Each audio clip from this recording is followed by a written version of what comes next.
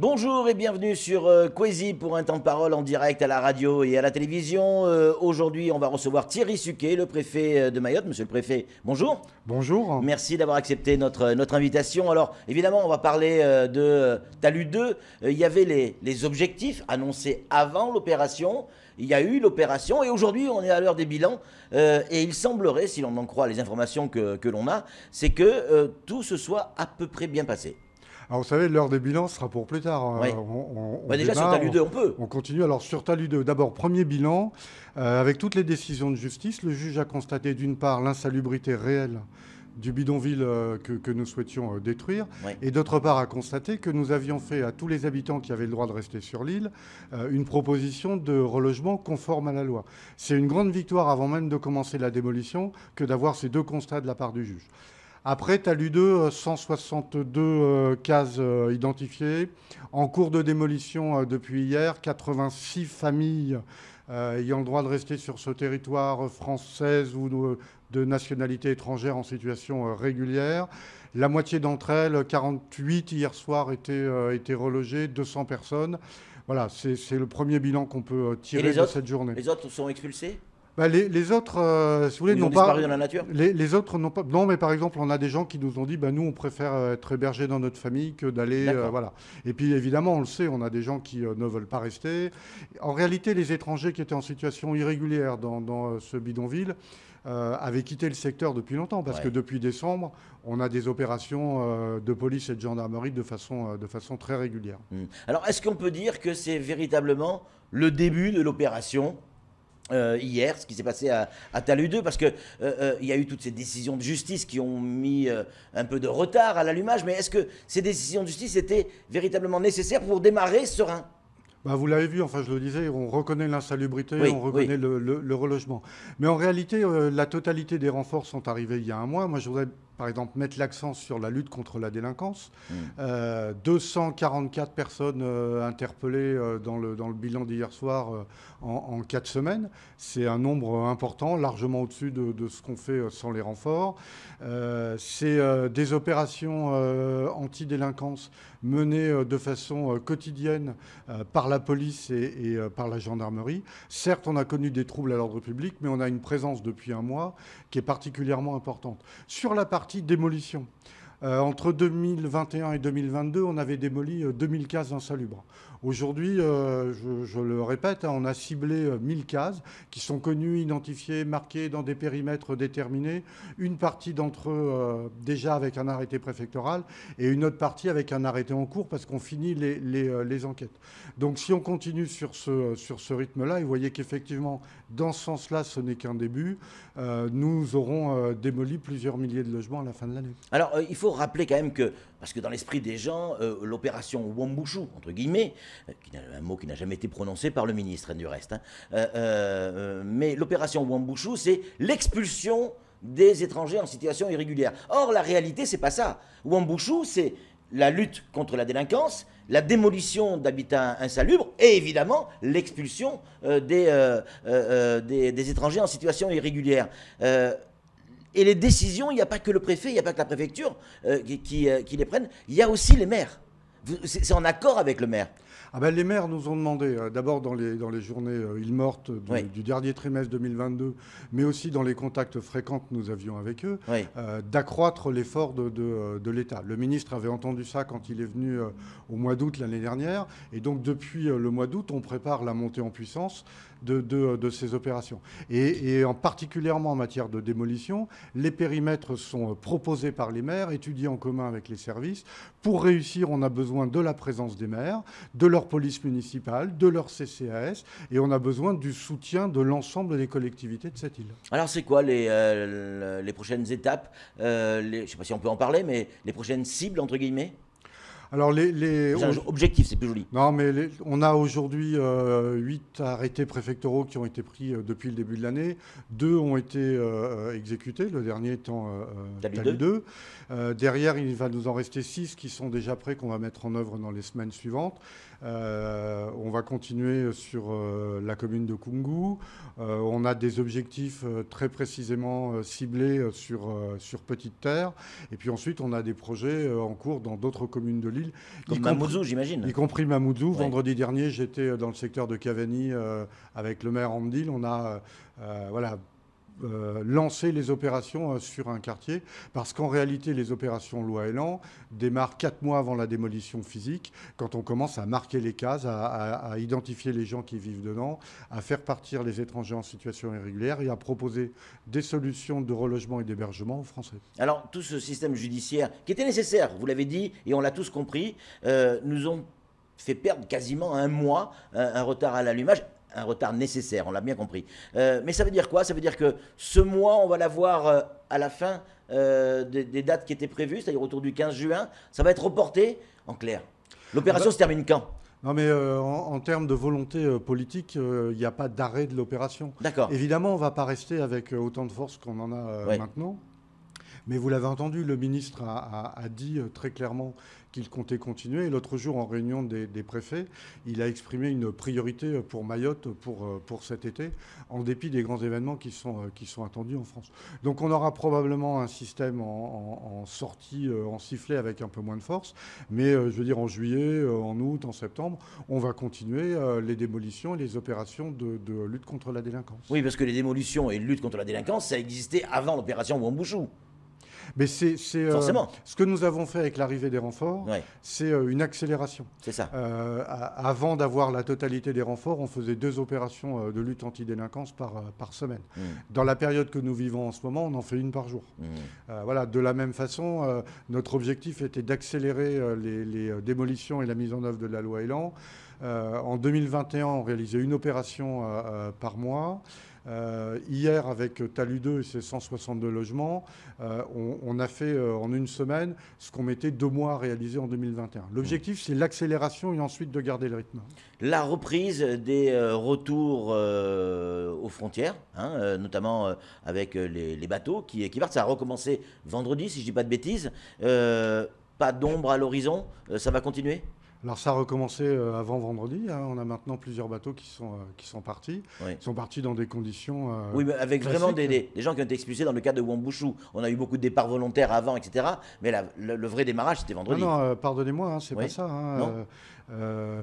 On a expulsé, enfin on a rétabli les liaisons maritimes avec les Comores. Dans tous les bateaux qui sont partis, il y avait des gens qui étaient pour nous des étrangers en situation irrégulière n'ayant pas le droit de rester sur ce territoire. Et du côté comorien, on a accueilli, comme c'est normal, les citoyens comoriens qu'on ne peut pas rejeter. Alors on est aujourd'hui revenu dans une situation qui n'est pas encore tout à fait normale, puisqu'on n'a pas autant de rotation qu'on en avait dans le temps. L'objectif, c'est de revenir à la situation habituelle, et c'est un objectif partagé avec les autorités comoriennes. C'est ce qu'on dit il y a maintenant 15 jours. Les 2 ministres des Affaires intérieures, dans leur communiqué de presse commun, retrouvaient rapidement une situation normale. Les objectifs qui avaient été fixés en termes de reconduite à la frontière étaient de l'ordre de 10 000 personnes. Est-ce que ce sont des chiffres officiels? Est-ce que c'est des objectifs qui seront tenus? Vous savez, les chiffres de l'année dernière, c'est un peu plus de 25 000 personnes, 25 700 qui ont été reconduites sur l'année. Aux Comores sur l'année. Notre objectif, c'est une nouvelle fois d'accroître cet effort. Et vous comprenez bien que dans le cadre de ce que nous venons de vivre, il n'y a pas de sens à fixer un chiffre aujourd'hui sur une période extrêmement courte. Premier sujet, poursuivre la reprise des relations normales, remonter à cette situation normale extrêmement rapidement, et puis on fera les comptes plus tard. Logiquement, en fin d'année, on devrait avoir au minimum 35 000 personnes ou 30 000 personnes reconduites. Il faut qu'on fasse mieux que quand on n'a pas les forces de l'ordre sur place. Non, mais bien sûr, il faut qu'on fasse mieux que quand on n'a pas les forces de l'ordre. Enfin, d'abord, on a toujours des forces de l'ordre sur place. Les 25 000 personnes, vous savez que c'est la moitié des reconduites qui sont faites sur l'ensemble du territoire national. Donc, c'est déjà un effort absolument énorme. Et je dis une nouvelle fois, faisons les comptes à la fin. D'accord. C'est à la fin du bal qu'on paye les musiciens? Par exemple. Par exemple. Monsieur le préfet, comment ça se passe au quotidien dans votre vie professionnelle? Vous avez le ministre au téléphone tous les jours, Darmanin, qui vous appelle, qui veut dire on en est où, on en fait combien aujourd'hui? Ils sont au courant au quotidien de ce qui se passe? Alors on travaille effectivement quotidiennement. On remonte des informations et des informations normée, alors pas seulement au ministre de l'Intérieur, hein, on a dans mes interlocuteurs, j'ai une cellule interministérielle à Paris animée par les équipes de la Première ministre. Donc on leur remonte un bilan quotidien. On a très régulièrement des audioconférences qui nous permettent de faire le point. Et puis, oui, effectivement, Gérald Darmanin suit Mayotte avec une attention particulière. De temps en temps, plus qu'un coup de téléphone en particulier, parce que la semaine dernière, il était aux États-Unis, à New York et à Quantico. Mais il me passe assez régulièrement un petit SMS pour des mots d'encouragement. Et de la même façon, j'ai plusieurs fois par semaine Jean-François Carinco au téléphone, avec qui on parle logement, développement de l'économie et situation de l'eau. Donc on a une vraie solidarité gouvernementale autour de cette action. Donc c'est sincère.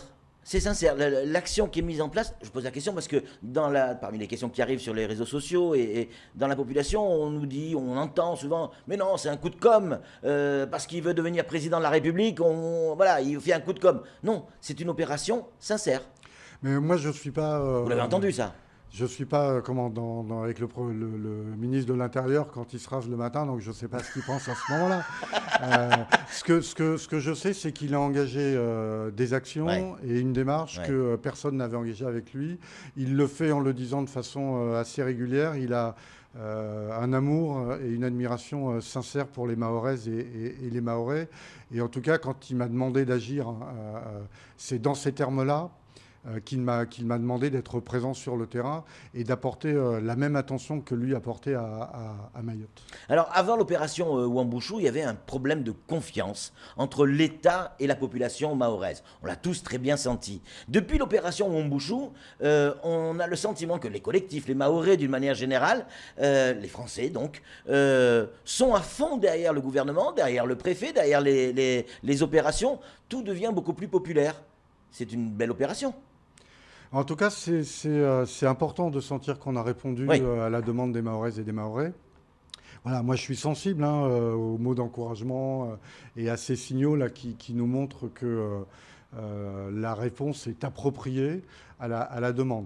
Mais c'est la moindre des choses, que l'État réponde aux questions du peuple. Mais comme je le disais il y a quelques minutes en répondant à vos questions, c'est quand même dans cette dimension-là et sous cette forme-là une réponse inusitée. Maintenant, vous le savez aussi, depuis l'élection du président de la République, celui-ci a multiplié les gestes en direction de Mayotte et on s'inscrit dans une accélération, mais pour accélérer, il faut déjà avoir pris de la vitesse. Et donc, en réalité, on est vraiment dans cette logique qui maintenant dure depuis un certain temps et dans lequel, véritablement, Mayotte s'inscrit dans la République et dans le territoire français.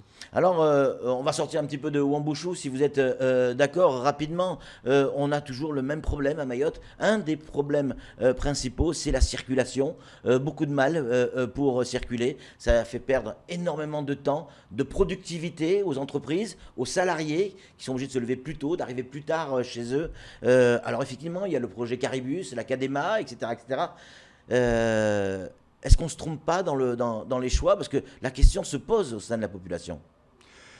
Non, sur le fait de passer à du transport collectif en site propre, sur le fait de lancer les appels à projets sur les navettes maritimes et sur le fait de travailler sur la mobilité, on n'a pas le choix.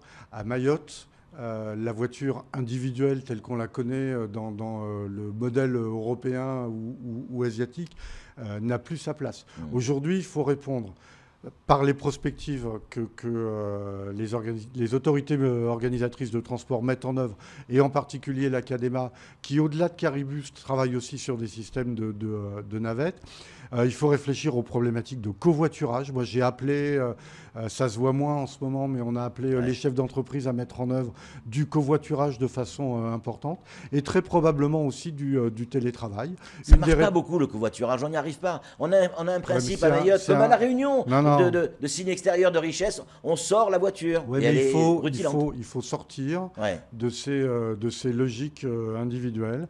Il n'y a pas d'avenir à Mayotte si on considère que demain, chacun doit doit tous les jours sortir sa voiture. Notre vrai sujet, c'est un problème de mobilité. Et finalement, on se dit, au moins sur un secteur comme Petite Terre, on pourrait imaginer des transports collectifs de petite taille, des vélos électriques et un secteur apaisé en matière de circulation. Je crois que ces objectifs sont au moins aujourd'hui intégrés par une partie de la population. Un autre sujet qui est primordial pour Mayotte, et je sais à quel point pour vos équipes et vous-même, bien évidemment, ce sujet est important, c'est l'eau. On attaque le 3e tour de coupure par semaine. Peut-être qu'en juin, ça sera 4. On nous explique, certaines autorités, certains spécialistes expliquent qu'en août, ça risque, ou septembre, ça risque véritablement d'être très compliqué, c'est-à-dire plus d'eau du tout. C'est un scénario qui est envisageable, ça? Plus d'eau du tout? Non, c'est pas plus d'eau du tout, parce qu'il y a des capacités de production et on est capable de distribuer de l'eau. Par contre, aujourd'hui, et en dépit du fait que nous ayons des coupures, on distribue partout de l'eau 24 heures sur 24. Pour passer le cap de la saison sèche, obligatoirement, on ne sera plus dans cette logique de distribution permanente de l'eau. En attendant la reconstitution des réserves collinaires et puis la mise en place de l'usine de dessalement que nous préparons activement, il va falloir passer une période liée à une sécheresse intense. Elle est valable aussi en métropole, hein, la sécheresse. Oui, absolument. Elle existe partout, pas qu'à Mayotte. Oui, non, mais on est dans des logiques de long terme d'évolution climatique, chacune avec ses propres caractéristiques. Mais c'est vrai qu'aujourd'hui, on se situe exactement dans le même topo que la métropole. Pourquoi on n'a toujours pas construit cette 3e retenue collinaire? Pourquoi on n'a toujours pas construit plusieurs usines pour de dessalement pour avoir de l'eau potable? Alors, on aurait pu depuis le temps. On ne va pas refaire l'histoire. Moi, mais... ce que je sais qu'aujourd'hui, avec les eaux de Mayotte, nous travaillons d'arrache-pied sur l'accélération de ces processus. La vraie réponse est probablement dans la mise en place d'une usine de dessalement de capacité importante, ne pas recommencer les erreurs de 2017 en ayant un produit qui ne soit pas adapté. Et vous savez qu'aujourd'hui, on est encore sur l'usine de dessalement de Petite Terre en train de finir des travaux pour une implantation démarrée en 2017. Donc voilà, l'EMA travaille de façon importante sur la mise en place de l'usine de dessalement. On essaie d'accélérer et je pense que les choses vont se faire. Mais c'est vrai que Mayotte, avant cette période, a pris beaucoup de retard. Juste pour conclure, parce que c'est déjà terminé, Monsieur le Préfet, malgré toute cette actualité qu'il y a actuellement à Mayotte, vous arrivez à trouver le temps de préparer sereinement les sénatoriales? Parce qu'il faut préparer cette élection nationale tout de même. C'est bientôt. Vous savez mieux que moi. C'est au mois de septembre et au mois de juin, les conseils municipaux se réunissent pour désigner leurs représentants. Oui, tout à fait. Vous savez, une des caractéristiques d'avoir reçu beaucoup de renforts, c'est que ça nous a permis de maintenir une activité normale dans le reste des services. Donc aujourd'hui, on a diffusé aux élus les circulaires, on se prépare et nous aurons normalement, comme prévu, des élections sénatoriales en septembre. Merci beaucoup, Monsieur le Préfet, d'être venu sur notre plateau et d'avoir répondu à toutes nos questions. Allez, c'est tout pour ce temps de parole. Tout de suite, la suite de nos programmes.